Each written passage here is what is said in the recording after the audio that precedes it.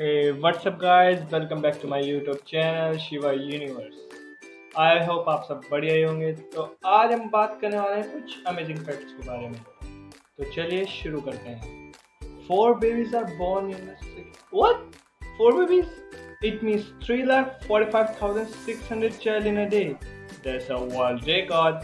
समझ रहे हो ना क्यों पॉपुलेशन बढ़ रही है। Number 2, Canada has 9% of world forest. Wow. It means it's a hub of oxygen.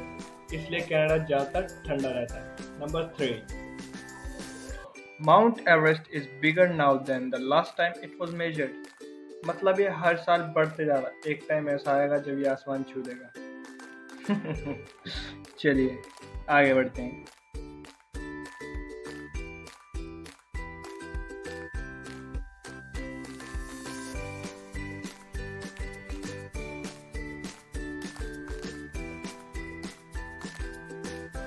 Glaciers hold अगर आपको 69% रेनबो of देखने का fresh शौक water. है तो I suggest you Great. Go to Hawaii. You can You drink can it. see the You best can do rainbows anything ever with this. in the world. आपकी over there. Choice है, कुछ भी कीजिए। Isn't it? And मौका मिले तो last, जाइएगा like, जरूर. share and subscribe Number to my 5. channel. Thank you and love you, Saranu.